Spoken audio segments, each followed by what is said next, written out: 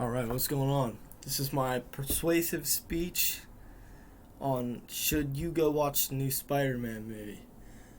Now, before you say anything, Spider-Man, not everyone's into that kind of stuff.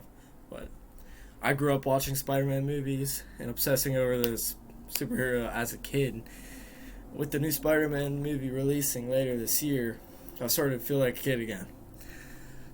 If you don't know who the Spider-Man is, he's a teenager named Peter Parker that was bit by a radioactive spider and later gained abilities to crawl on walls, use super strength, be able to sense disaster, and most importantly, shoot webs. That's depending on which version of Spider-Man.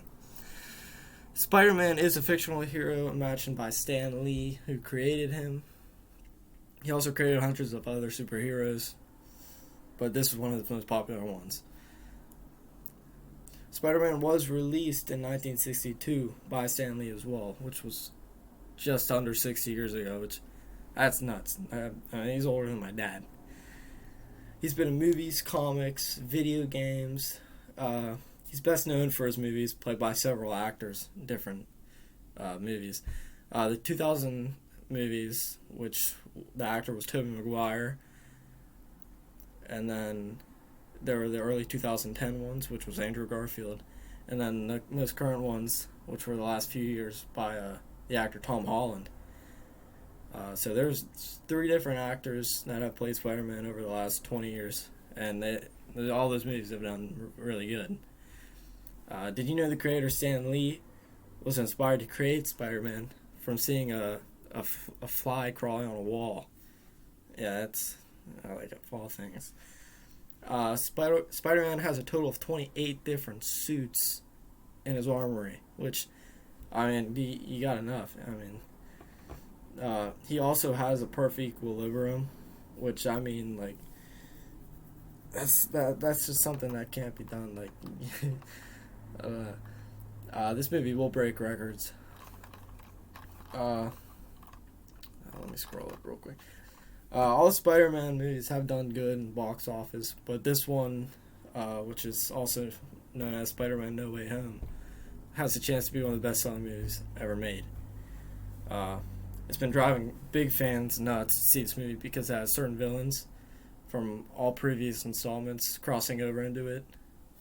The movie's also supposed to include the last two Spider-Man actors in the movie, which is also driving a lot of fans nuts. Highest grossing Spider-Man movie was Spider-Man Far From Home, 2019, selling over $1 billion. That's nuts. While having reasons of why it's a highly anticipated movie, why should you be as well? The early films introduced us into villains that are all showing up in the new film. I lost my train of thought, sorry.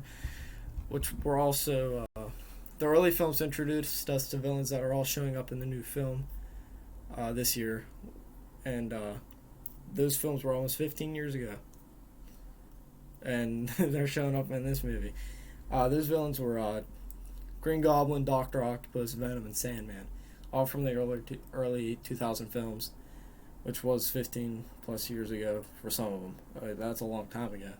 The early 2010s films with Andrew Garfield, the villains returning to this movie from those ones are Lizard and Electro, which, I mean, if you're not a superhero fan and stuff, but like if you are, and you've watched those movies, that's like, it's not seeing them come back, you know.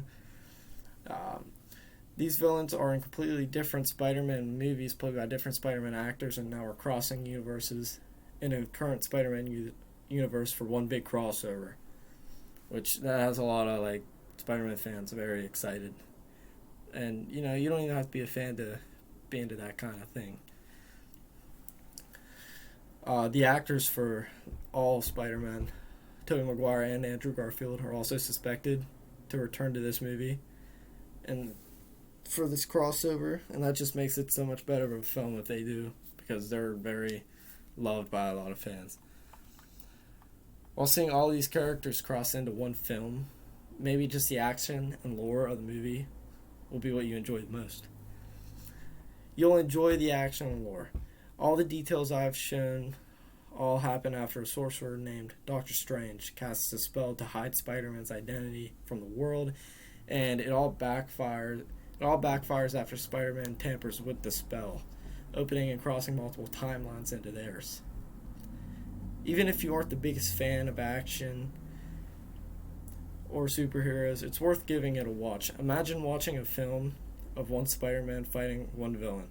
Well, bump that up a notch and imagine 3 different versions of Spider-Man that all have their own films fighting together to defeat villains from all of their universes.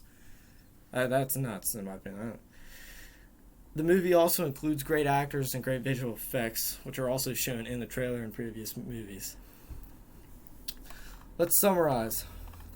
Spider-Man is a lovable and great example of what a hero should be.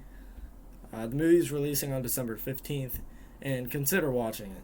Go see it because it will be breaking box office views, or go watch it if big crossover event movies interest you. I know they interest me. The movie lore is great, plus the action on top of it. Characters are very likable as well. Just go watch it, give it a chance. It won't be a waste of money. Millions of people, including myself, enjoy superhero movies, and Spider-Man is a great one. Not only a superhero, but a good type of movie to watch with your family.